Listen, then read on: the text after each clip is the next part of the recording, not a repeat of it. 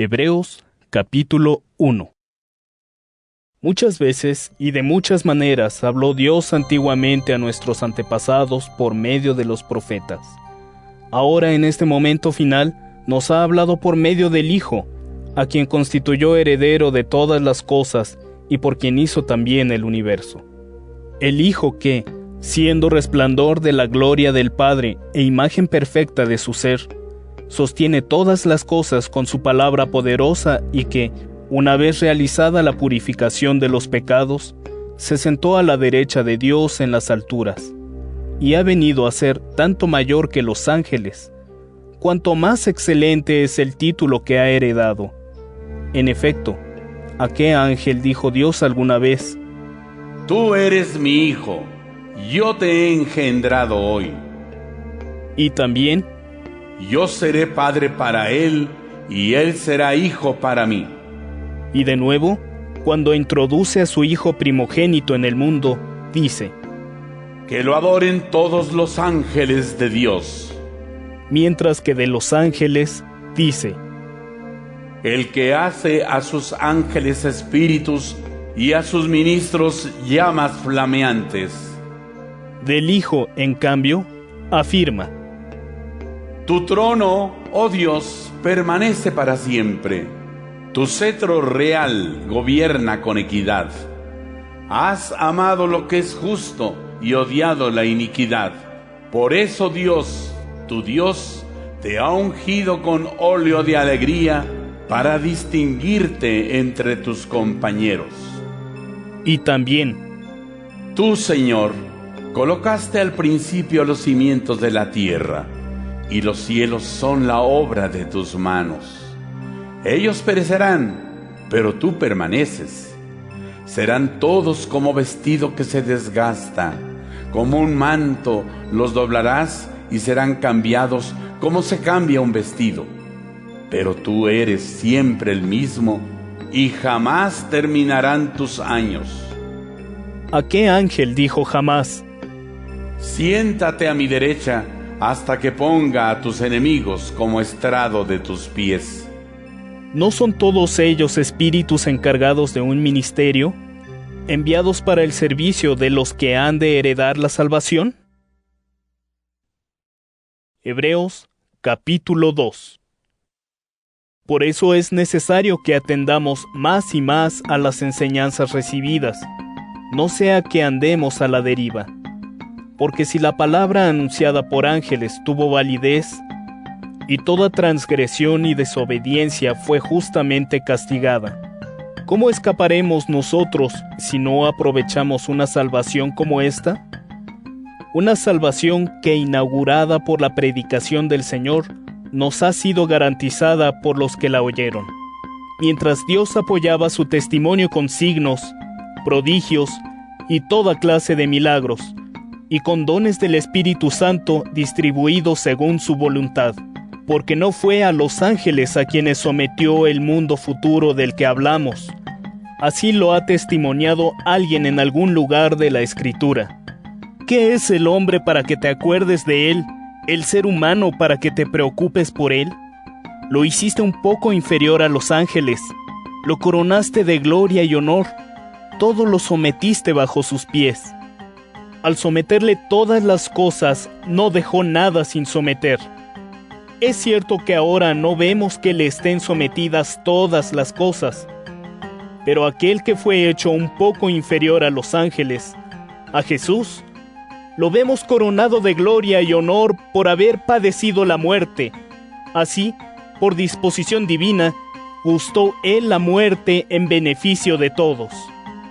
Porque era conveniente que Dios, origen y meta de todas las cosas, queriendo conducir a la gloria a muchos hijos, perfeccionara mediante los padecimientos a quien iba a guiarlos a la salvación.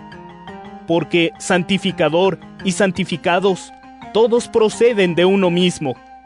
Por eso Jesús no se avergüenza de llamarlos hermanos, cuando dice: Anunciaré tu nombre a mis hermanos, en medio de la comunidad te alabaré. Y en otro lugar: Yo confiaré en él. Y también: Aquí estoy, yo y los hijos que Dios me ha dado. Y puesto que los hijos tenían en común la carne y la sangre, también Jesús las compartió, para poder destruir con su muerte al que tenía poder para matar, es decir, al diablo, y librar a aquellos a quienes el temor a la muerte tenía esclavizados de por vida. Porque ciertamente no ha venido en auxilio de los ángeles, sino en auxilio de la raza de Abraham. Por eso tenía que ser hecho en todo semejante a sus hermanos, para llegar a ser un sumo sacerdote misericordioso y digno de confianza en las cosas de Dios, capaz de obtener el perdón de los pecados del pueblo, precisamente porque él mismo fue sometido al sufrimiento y a la prueba. Puede socorrer ahora a los que están bajo la prueba. Hebreos capítulo 3. Por eso, hermanos, miembros del pueblo de Dios y partícipes de una vocación celestial, no pierdan de vista a Jesús, apóstol y sumo sacerdote de la fe que profesamos. Él es digno de confianza ante Dios, que le confió tal misión, lo mismo que Moisés lo fue en todo lo referente a la casa de Dios. Porque Jesús merece tener tanta mayor gloria que Moisés, cuanto el arquitecto de una casa supera en honor a la casa misma. Pues toda casa tiene siempre un constructor, pero Dios es el constructor de todo.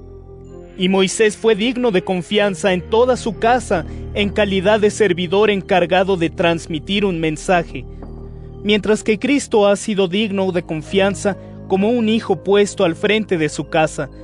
Y su casa somos nosotros, siempre que mantengamos la libertad y la esperanza en la cual nos gloriamos. Por eso, como dice el Espíritu Santo, si escuchan hoy la voz de Dios, no endurezcan sus corazones como sucedió en el lugar de la rebelión, el día de la prueba en el desierto, cuando sus antepasados me pusieron a prueba después de haber visto mis obras durante 40 años. Por eso me irrité contra aquella generación y dije, su corazón anda siempre extraviado. Jamás han conocido mis caminos, por eso juré enojado, no entrarán en mi descanso. Tengan cuidado, hermanos, que no se encuentre en alguno de ustedes un corazón malo e incrédulo que lo aleje del Dios vivo. Al contrario, exhórtense mutuamente cada día, mientras dura este hoy, para que ninguno de ustedes se endurezca por la seducción del pecado.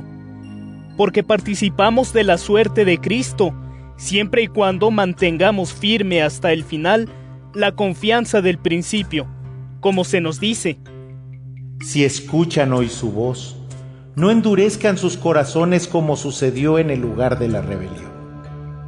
¿Quiénes fueron, en efecto, los que después de oír su voz se rebelaron? ¿No fueron todos los que habían salido de Egipto guiados por Moisés? ¿Y contra quiénes estuvo Dios enojado durante 40 años? ¿No fue contra los que pecaron, cuyos cadáveres quedaron tendidos en el desierto? ¿Y a quienes juró que no entrarían en su descanso sino a los rebeldes? Efectivamente, sabemos que no pudieron entrar en el descanso debido a su incredulidad. Hebreos capítulo 4. Temamos pues, no sea que estando aún en vigor la promesa de entrar en su descanso, alguno de ustedes quede sin entrar. Porque también nosotros hemos recibido la buena nueva como ellos, solo que a ellos el mensaje no les sirvió de nada, porque no estaban unidos mediante la fe a aquellos que lo escucharon. Pero nosotros, si tenemos fe, podemos entrar en este descanso del que ha dicho: por eso juré enojado, no entrarán en mi descanso. En realidad, sus trabajos terminaron cuando dio fin a la creación del mundo, porque en cierto pasaje se ha dicho acerca del día séptimo: y Dios descansó de toda su obra el día séptimo. Pero volvamos a nuestro pasaje: no entrarán en mi descanso. Eso quiere decir que algunos sí entrarán en él. Y como los primeros en recibir la buena nueva no entraron a causa de su desobediencia, Dios señala un nuevo día, un nuevo hoy, diciendo mucho tiempo después, por medio de David, estas palabras ya citadas. Si escuchan hoy su voz, no endurezcan sus corazones. Si Josué les hubiera proporcionado el descanso definitivo, David no hablaría de un posterior día de descanso. Hay pues un descanso definitivo reservado al pueblo de Dios, y el que entre en el descanso de Dios, descansará también él de sus trabajos, como Dios descansa de los suyos. Esforcémonos, por tanto, a entrar en este descanso, para que nadie caiga en aquella misma desobediencia, porque la palabra de Dios es viva, eficaz y más cortante que una espada de dos filos. Penetra hasta la división del alma y del espíritu, hasta lo más profundo del ser, y discierne los pensamientos y las intenciones del corazón. Así que no hay criatura que esté oculta a Dios. Todo está al desnudo y al descubierto a los ojos de aquel a quien hemos de rendir cuentas. Y ya que tenemos en Jesús, el Hijo de Dios, un sumo sacerdote eminente que ha penetrado en los cielos, mantengámonos firmes en la fe que profesamos, pues no es Él un sumo sacerdote incapaz de compadecerse de nuestras flaquezas, sino que ha sido probado en todo como nosotros, excepto en el pecado. Acerquémonos, pues, con plena confianza al trono de la gracia, a fin de obtener misericordia y encontrar la gracia de un socorro oportuno. Hebreos capítulo 5.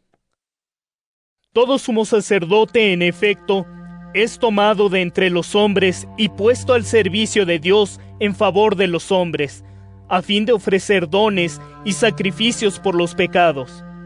Está en grado de ser comprensivo con los ignorantes y los extraviados, ya que él también está lleno de flaquezas. Y a causa de ellas debe ofrecer sacrificios por los pecados propios, a la vez que por los del pueblo. Nadie puede recibir esta dignidad sino aquel a quien Dios llama, como ocurrió en el caso de Aarón. Así también Cristo no se apropió la gloria de ser sumo sacerdote, sino que se la confirió Dios, quien le dijo: Tú eres mi hijo, yo te he engendrado hoy. O como dice también en otro lugar: Tú eres sacerdote para siempre, a la manera de Melquisedec.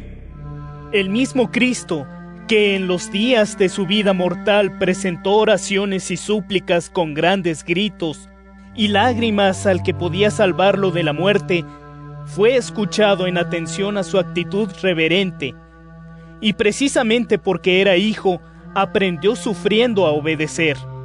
Llegado a la perfección, se convirtió en causa de salvación eterna para todos los que le obedecen, y ha sido proclamado por Dios sumo sacerdote a la manera de Melquisedec. Sobre esto tendríamos mucho que decir, pero es difícil de explicar porque ustedes se han hecho torpes para entender. Después de tanto tiempo, ya deberían ser maestros, pero tienen todavía necesidad de que alguien les enseñe lo más elemental del mensaje divino, pues resulta que tienen más necesidad de leche que de alimento sólido. Y es que todo el que aún se alimenta de leche no tiene experiencia de la doctrina de la justicia, ya que es todavía como un niño pequeño. Ahora bien, el alimento sólido es para los perfectos, los que por la costumbre han aprendido a discernir entre el bien y el mal. Hebreos capítulo 6. Por tanto, demos por sabida la doctrina elemental sobre Cristo y ocupémonos de lo que es propio de los perfectos. No vamos a insistir de nuevo en las verdades fundamentales, a saber, la conversión de los pecados y la fe en Dios, la instrucción bautismal, la imposición de las manos, la resurrección de los muertos y el juicio eterno. Así lo haremos con la ayuda de Dios, porque los que fueron una vez iluminados, los que saborearon el don celestial, los que participaron del Espíritu Santo, los que saborearon la excelencia de la palabra de Dios y las maravillas del mundo futuro. Si han caído, es imposible que se renueven otra vez por la conversión, siendo así que crucifican de nuevo al Hijo de Dios y lo entregan a pública ignominia. En efecto, cuando la lluvia riega abundantemente la tierra, ésta produce fruto provechoso para quienes la cultivan, y así recibe la bendición de Dios. Pero si no produce más que espinos y maleza, es rechazada y maldecida y acabará siendo quemada.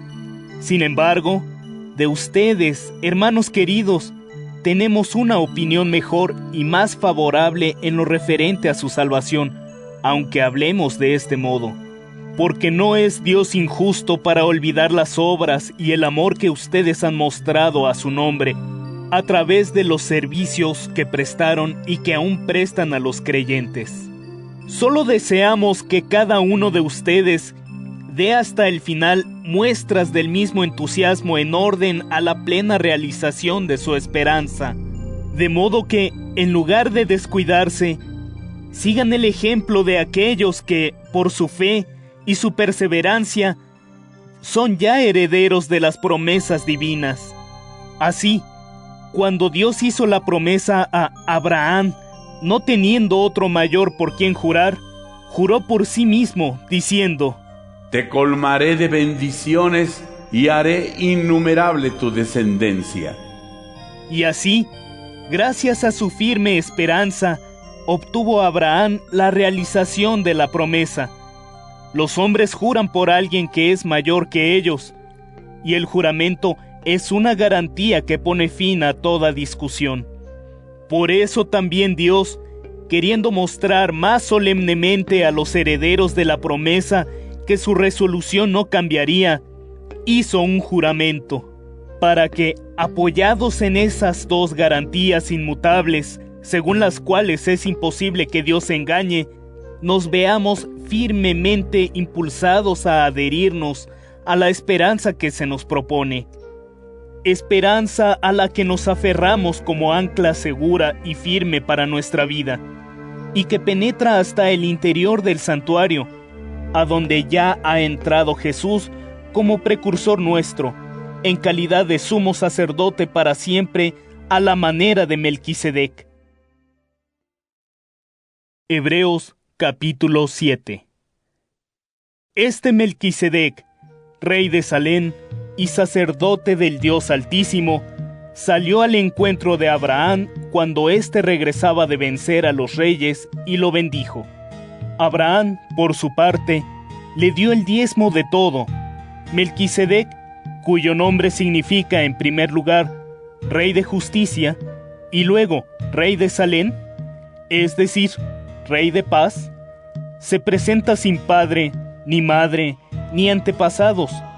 No se conoce el comienzo ni el fin de su vida, y así, a semejanza del Hijo de Dios, es sacerdote para siempre. Consideren, pues, la grandeza de aquel a quien el patriarca Abraham dio el diezmo del botín. También los descendientes de Leví, que reciben el sacerdocio, tienen, según la ley, el derecho de exigir el diezmo de los bienes del pueblo, es decir, de sus hermanos, aunque éstos sean también de la descendencia de Abraham. Pero Melquisedec, que no pertenecía al mismo pueblo, recibió el diezmo de los bienes de Abraham y bendijo al que Dios había hecho depositario de sus promesas. Ahora bien, no hay duda alguna de que es el superior quien bendice al inferior. Además, los descendientes de Leví que reciben ese diezmo son hombres mortales, mientras que de Melquisedec se atestigua que vive. El mismo Leví que percibe ese diezmo lo pagó a Melquisedec, por decirlo así, en la persona de Abraham, pues Leví estaba ya presente en las entrañas de su antepasado Abraham, cuando Melquisedec salió al encuentro de éste. Pues bien, si la perfección se lograra a través del sacerdocio levítico, bajo el cual recibió el pueblo la ley, ¿qué necesidad había de hacer surgir otro sacerdote a la manera de Melquisedec, teniendo ya uno a la manera de Aarón? Porque el cambio de sacerdocio lleva consigo necesariamente el cambio de la ley. En efecto, Jesús, de quien se dice esto, pertenecía a una tribu que jamás estuvo al servicio del altar. Pues, como se sabe, nuestro Señor salió de la tribu de Judá, de la que Moisés no dijo nada a propósito del sacerdocio.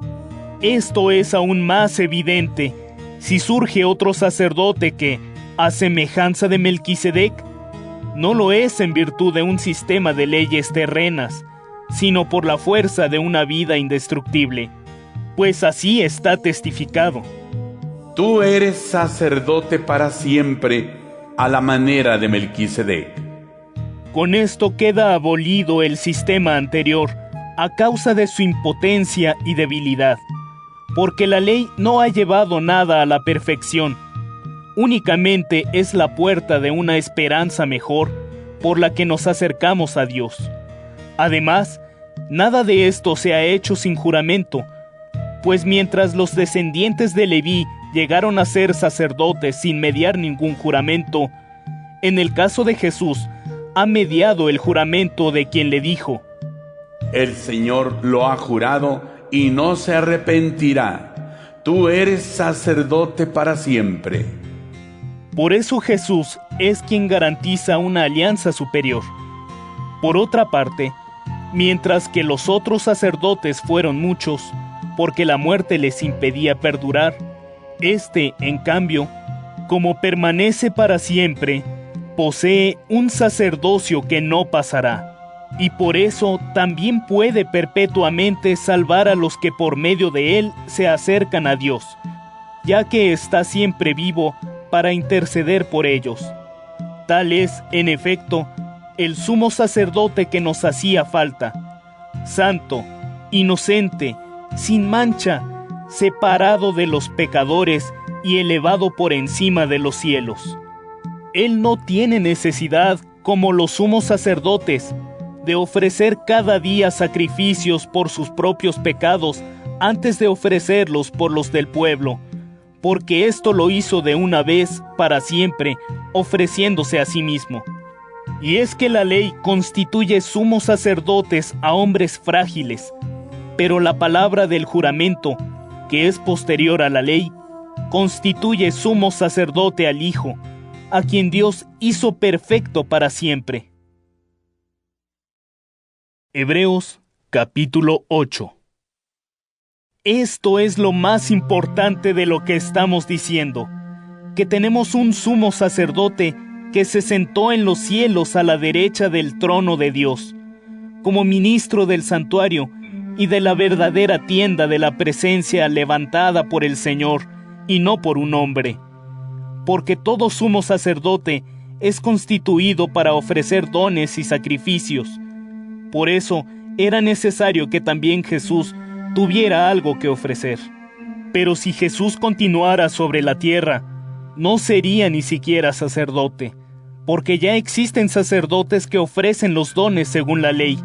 Estos sacerdotes celebran un culto que es solo una imagen, una sombra de las realidades celestes, según la advertencia divina hecha a Moisés cuando se disponía a construir la tienda de la presencia. Mira, le dijo, hazlo todo conforme al modelo que se te mostró en la montaña. Pero ahora Jesús ha recibido un ministerio tanto más elevado cuanto que es mediador de una alianza superior y fundada en promesas mejores. En efecto, si la primera alianza hubiera sido perfecta, no habría sido necesario buscar una segunda.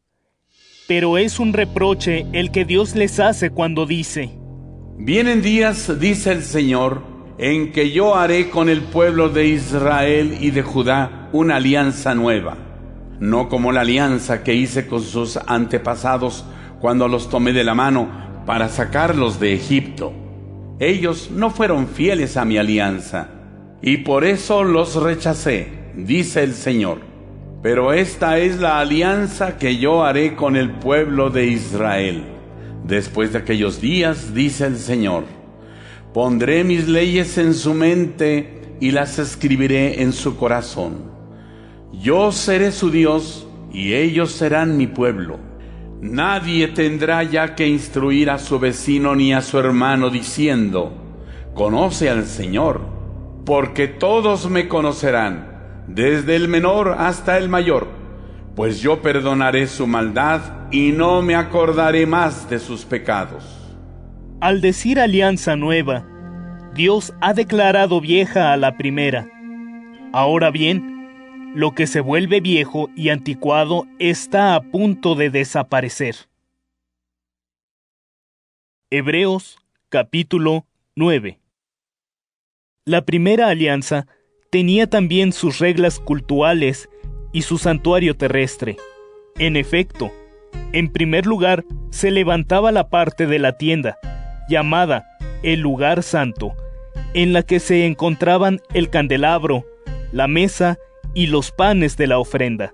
Detrás del segundo velo estaba la parte de la tienda llamada el lugar santísimo, con un altar de oro para el incienso y con el arca de la alianza totalmente recubierta de oro. En esta se guardaba una urna de oro que contenía el maná, la vara de Aarón que había florecido y las tablas de la alianza. Encima del arca estaban los querubines de la gloria que cubrían con su sombra la cubierta de oro llamada propiciatorio. Pero de todo esto no hay por qué hablar ahora con detalle. Dispuestas así las cosas, en la primera parte de la tienda entran en todo tiempo los sacerdotes para celebrar el culto. Pero en la segunda parte no entra más que el sumo sacerdote, una vez al año, llevando siempre sangre que ofrece por sus pecados y por los pecados involuntarios del pueblo. El Espíritu Santo daba a entender así que el camino del santuario no había sido aún manifestado mientras subsistiera la antigua tienda. Esta, en efecto, era una imagen de lo que sucede ahora, por cuanto en ella se ofrecen dones y sacrificios que tampoco pueden hacer perfecto interiormente al que los ofrece, ya que esos alimentos, bebidas y purificaciones diversas no son más que prescripciones humanas válidas solo hasta el momento señalado para instaurar el nuevo orden de cosas.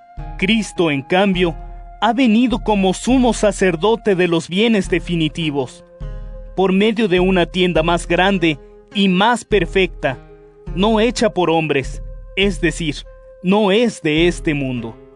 Mediante su propia sangre, y no por medio de la sangre de chivos y de toros, Cristo entró de una vez para siempre en el santuario, habiendo conseguido una redención eterna. Porque si la sangre de chivos y toros y las cenizas de una ternera con las que se rocía a las personas en estado de impureza tienen poder para restaurar la pureza exterior, ¿cuánto más la sangre de Cristo, que por el Espíritu Eterno se ofreció a sí mismo a Dios como víctima perfecta, purificará nuestra conciencia de las obras que conducen a la muerte, para que podamos dar culto al Dios vivo?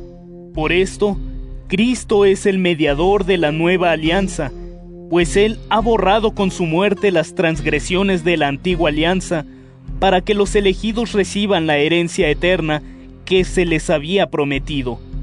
Porque para que un testamento tenga efecto, es necesario que se produzca la muerte de quien lo hizo, ya que el testamento solo entra en vigor en caso de muerte, pero permanece inválido mientras vive quien lo hizo.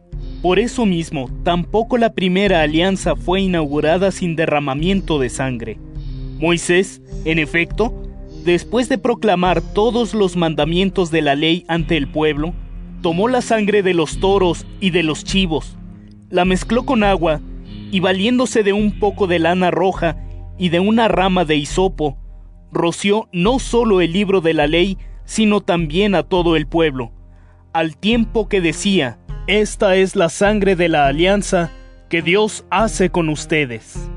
Del mismo modo, roció con la sangre la tienda de la presencia y todos los utensilios del culto. Y es que, según la ley, casi todo debe ser purificado por la sangre, ya que sin derramamiento de sangre no hay perdón. Tales ritos eran necesarios para purificar lo que solo era una representación de las realidades celestiales. Pero las mismas realidades celestiales necesitaban sacrificios más valiosos que estos. Por eso Cristo no entró en un santuario construido por hombres, que no pasa de ser simple imagen del verdadero, sino en el mismo cielo, a fin de presentarse ahora ante Dios para interceder por nosotros. Tampoco tuvo que ofrecerse a sí mismo muchas veces, como el sumo sacerdote, que entra en el santuario una vez al año con sangre ajena. De lo contrario, debería haber padecido muchas veces desde la creación del mundo, siendo así que le bastó con manifestarse una sola vez, en este tiempo final, para destruir el pecado con su sacrificio. Y así como está decretado que los hombres mueran una sola vez, después de lo cual vendrá el juicio, así también Cristo se ofreció una sola vez para tomar sobre sí los pecados de la multitud, y por segunda vez aparecerá, ya sin relación con el pecado, para dar la salvación a los que lo esperan. Hebreos capítulo 10. La ley no es más que una sombra de los bienes futuros y no la realidad misma de las cosas. Por eso, no puede hacer perfectos a través de estos mismos sacrificios a quienes cada año se acercan a ofrecerlos.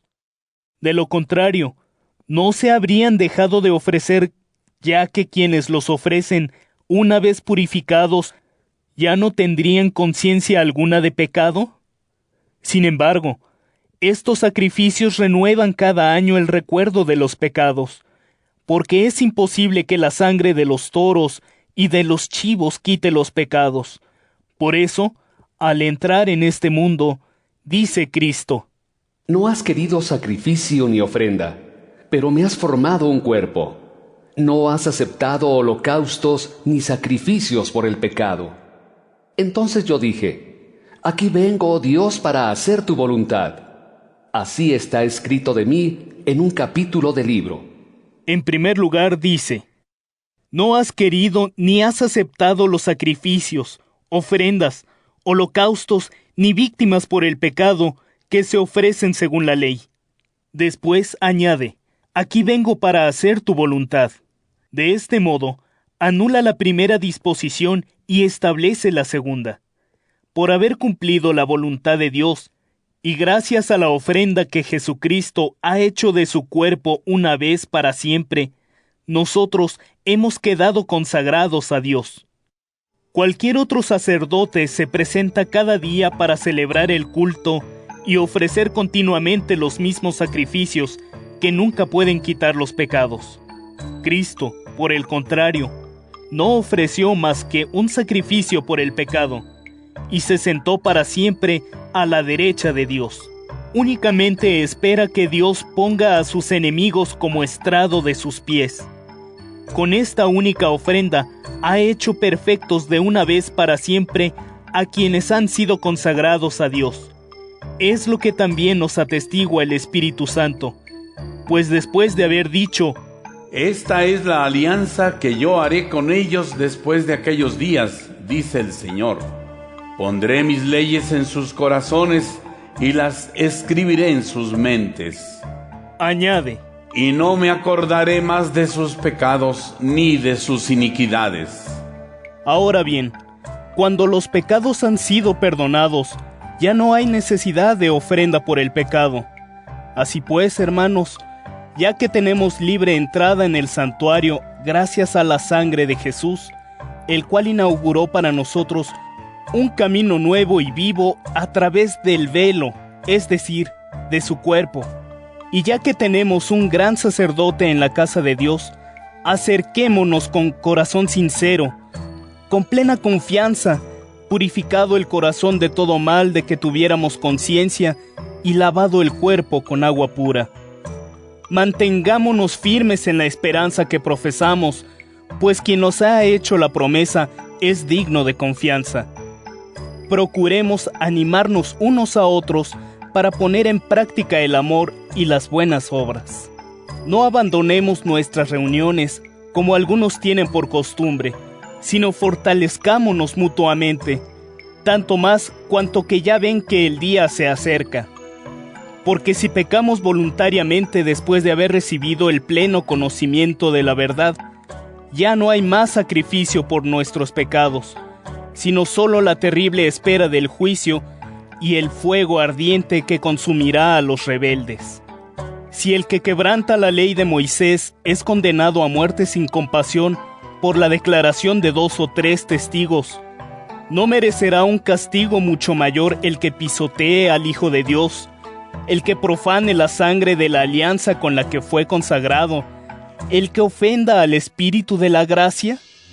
Pues conocemos al que dijo: Mía es la venganza, yo daré a cada uno según su merecido. Y también: El Señor juzgará a su pueblo.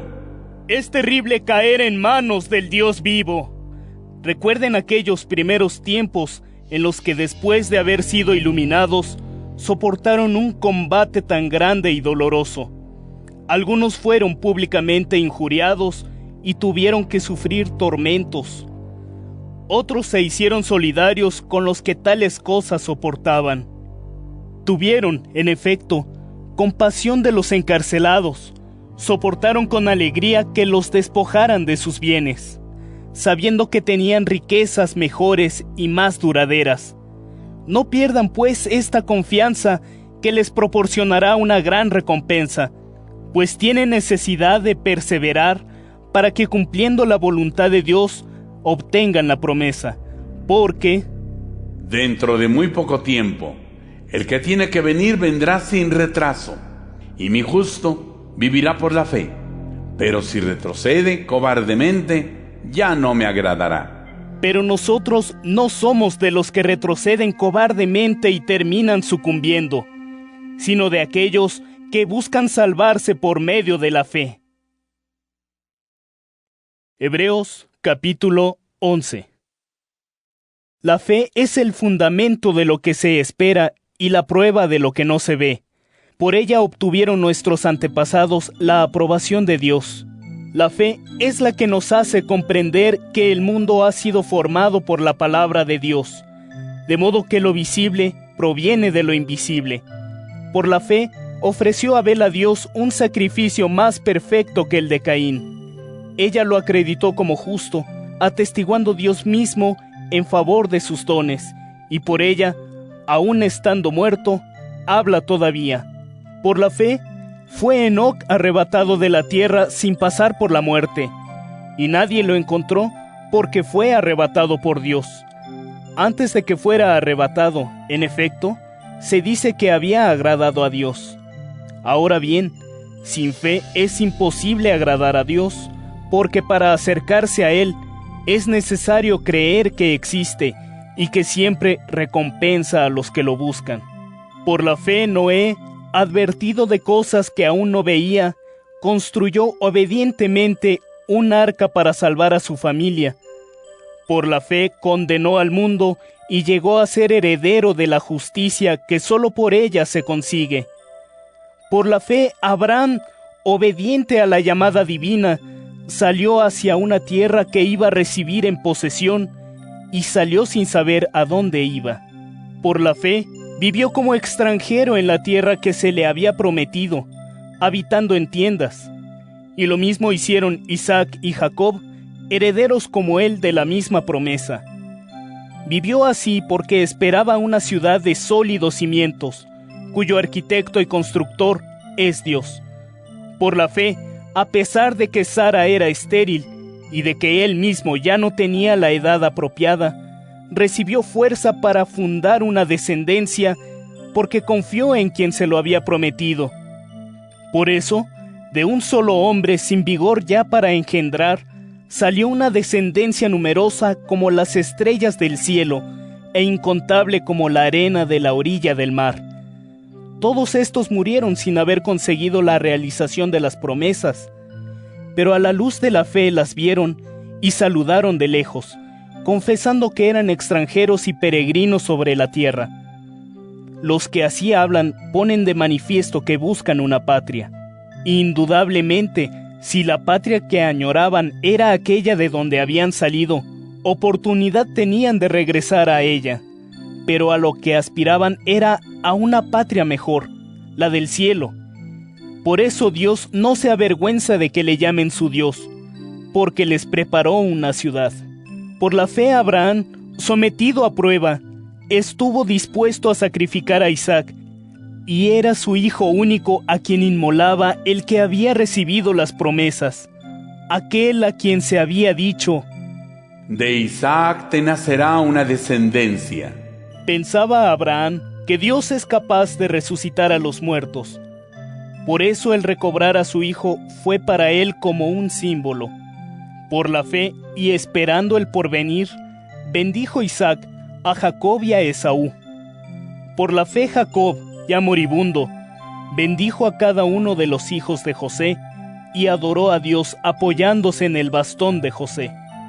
Por la fe José, acercándose su fin, habló del éxodo de los hijos de Israel y dispuso lo que habían de hacer con sus restos mortales. Por la fe, cuando nació Moisés, sus padres, viendo la belleza del niño, lo tuvieron escondido 3 meses sin temer a las órdenes del rey. Por la fe renunció Moisés al título de nieto del faraón cuando se hizo mayor, prefiriendo compartir los sufrimientos del pueblo de Dios a gozar de las comodidades pasajeras del pecado. Porque, teniendo siempre ante los ojos la recompensa, estimaba los sufrimientos de aquel pueblo consagrado como riqueza mayor que todos los tesoros de Egipto. Por la fe abandonó Egipto, sin miedo al furor del rey, y se mantuvo tan firme como si estuviera viendo al Dios invisible. Por la fe celebró la Pascua y roció con sangre las puertas de las casas hebreas, para que el exterminador no tocara a los primogénitos de los israelitas. Por la fe pasaron el Mar Rojo como si fuera tierra firme, mientras que los egipcios, que intentaron pasarlo también, perecieron ahogados. Por la fe cayeron los muros de Jericó después de ser rodeados durante 7 días. Por la fe Rahab, la prostituta, recibió en su casa a los exploradores israelitas y no pereció con los rebeldes. ¿Qué más diré? Me faltaría tiempo para hablar de Gedeón, Barak, Sansón, Jefté, David, Samuel y los profetas que por la fe sometieron reinos, administraron justicia, consiguieron las promesas, cerraron la boca de los leones, apagaron la violencia del fuego, escaparon al filo de la espada, superaron la enfermedad, fueron valientes en la guerra, hicieron huir a los ejércitos enemigos. Y hasta hubo mujeres que recobraron resucitados a sus difuntos. Unos perecieron bajo las torturas, rechazando la libertad con la esperanza de una resurrección mejor. Otros soportaron burlas y azotes, cadenas y prisiones. Fueron apedreados, torturados, aserrados, pasados a cuchillo. Llevaron una vida errante, cubiertos de pieles de ovejas y de cabras, desprovistos de todo, perseguidos, maltratados. Aquellos hombres de los que el mundo no era digno, andaban errantes por los desiertos, por las montañas, por las cuevas y cavernas de la tierra. Y sin embargo, todos ellos, tan acreditados por su fe, no obtuvieron la promesa porque Dios, con una providencia más misericordiosa para con nosotros, no quiso que llegaran sin nosotros a la perfección final. Hebreos capítulo 12. Por tanto, también nosotros, ya que estamos rodeados de tal nube de testigos, liberémonos de todo impedimento y del pecado que continuamente nos asalta, y corramos con perseverancia en la carrera que se abre ante nosotros, fijos los ojos en Jesús, autor y perfeccionador de la fe, el cual, animado por la alegría que le esperaba, soportó sin acobardarse la cruz y ahora está sentado a la derecha del trono de Dios. Fíjense, pues, en aquel que soportó en su persona tal contradicción de parte de los pecadores, a fin de que no se dejen vencer por el desaliento. Ustedes no han llegado todavía a derramar la sangre en su combate contra el pecado, y además han olvidado aquella exhortación que se les dirige como a hijos. Hijo mío, no desprecies la corrección del Señor, ni te desalientes cuando Él te reprenda, porque el Señor corrige a quien ama y castiga a quien recibe como hijo. Dios los trata como a hijos y les hace soportar todo esto para que aprendan. Pues, ¿qué hijo hay a quien su padre no corrija? Si estuvieran libres del castigo que han sufrido todos, serían bastardos, no hijos. Por lo demás, si a nuestros padres de la tierra los respetábamos cuando nos corregían, cuanto más debemos someternos al Padre del cielo para tener vida. Nuestros padres nos educaban según sus criterios para esta vida que es corta. Dios, en cambio, nos educa para algo mejor, para que participemos de su santidad. Es cierto que toda corrección, en el momento en que se recibe, es más un motivo de pena que de alegría, pero después produce frutos de paz y justicia a los que la han sufrido. Fortalezcan, pues, sus manos cansadas y sus rodillas temblorosas, y preparen caminos planos, a fin de que el pie torcido sane y no vuelva a dislocarse. Fomenten la paz con todos y la santidad, sin la cual ninguno verá al Señor. Preocúpense de que nadie quede privado de la gracia de Dios, que ninguna planta venenosa crezca entre ustedes, los dañe y contamine a muchos, que no haya ningún impuro ni impío como Esaú, que por un plato de comida vendió su primogenitura. Ya saben que, cuando después quiso recibir la bendición, fue rechazado, y no logró hacer cambiar a su padre, por más que se lo suplicó con lágrimas. Ustedes no se han acercado a algo palpable, ni a un fuego ardiente, ni a la oscura nube, ni a las tinieblas, ni a la tempestad, ni a la trompeta vibrante, ni al resonar de aquellas palabras que oyeron los israelitas y pidieron que no les hablaran más, porque no podían soportar aquella orden. El que toque la montaña, aunque sea un animal, será apedreado. El espectáculo era, en efecto, tan terrible que Moisés dijo: «Estoy atemorizado y estremecido». Ustedes, en cambio, se han acercado a la montaña de Sión, a la ciudad del Dios vivo, que es la Jerusalén celestial, al coro de millares de ángeles, a la asamblea de los primogénitos que están inscritos en el cielo, a Dios, juez de todos, a los espíritus de los que viviendo rectamente han logrado la perfección, a Jesús, el mediador de la nueva alianza, que nos ha rociado con una sangre que habla mejor que la de Abel. Cuidado con rechazar a Dios cuando habla, porque si quienes lo rechazaron cuando les hablaba desde la tierra no escaparon al castigo, cuánto menos nosotros si lo rechazamos cuando habla desde el cielo. Aquel cuya voz hacía entonces temblar la tierra nos hace ahora esta promesa: Una vez más haré yo temblar no solo la tierra, sino también el cielo. Las palabras una vez más indican que las cosas inestables, como criaturas que son, van a ser transformadas, a fin de que permanezcan para siempre las inconmovibles.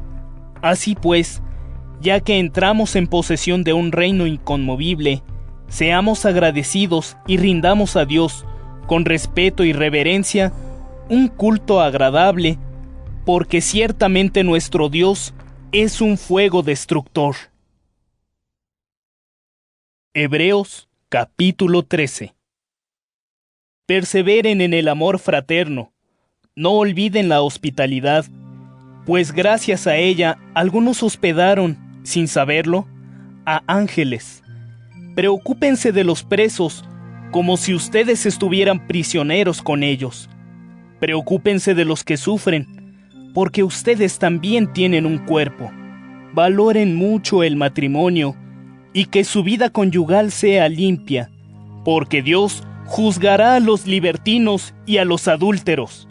No se apeguen al dinero, conténtense con lo que tienen, porque Dios mismo ha dicho: no te desampararé ni te abandonaré. De suerte que podemos decir con toda confianza: el Señor es mi ayuda, no tengo miedo. ¿Qué podrá hacerme el hombre?